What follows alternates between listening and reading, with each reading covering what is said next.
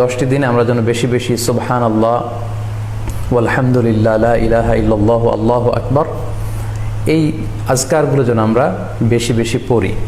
এবং আরাফাতের সিয়ামের ব্যাপারে আল্লাহ রাসূল সাল্লাল্লাহু আলাইহি ওয়াসাল্লাম আশা করেছেন যে 9 জিলহজের যে নফল সিয়ামটি অর্থাৎ আরাফার রোজা, এই আরাফার রোজা যে ব্যক্তি রাখবে আল্লাহ রাসূল সাল্লাল্লাহু আলাইহি ওয়াসাল্লাম বলেন যে আমি প্রত্যাশা করি এই সিয়ামের বদৌলতে বিগত একটি বছরের এবং সামনের একটি বছরের যত পাপ হবে এই পাপগুলোকে আল্লাহ তাআলা আমাদের জন্য ক্ষমা করে দিবেন। এবং জিলহজের 9 তারিখ ফজর থেকে কিন্তু আমাদেরকে ওয়াজিব তাকবীর পাঠ করতে হয়, আমরা জানি সেটা শুরু হয় আরাফার দিন ফজর থেকে। 9 তারিখ ফজর থেকে শুরু করে 13 তারিখ আসর পর্যন্ত এই তাকবীরগুলো প্রত্যেক সালাতের পরে পড়া আমাদের জন্য আবশ্যক। আমরা যেন এই নফল আজকারগুলো, এই নফল তাকবীরগুলো যাতে আমরা বেশি বেশি করে দেই।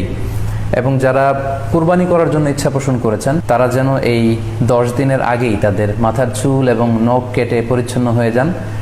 এবং জিলহজের এই 10 দিনে তারা যাতে মাথার চুল না কাটে এবং হাতের নখ না কাটে, এই মর্মে আল্লাহ রাসূল সাল্লাল্লাহু আলাইহি ওয়াসাল্লাম আমাদেরকে গাইডলাইন দিয়েছেন।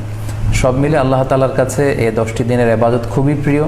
এমনকি হাদিসে এসেছে, যেটা আমরা বললাম যে জেহাদের চাইতেও বেশি প্রিয়। এজন্য এই সুবর্ণ সুযোগটুকুন যেন আমরা কখনোই মিস না করি।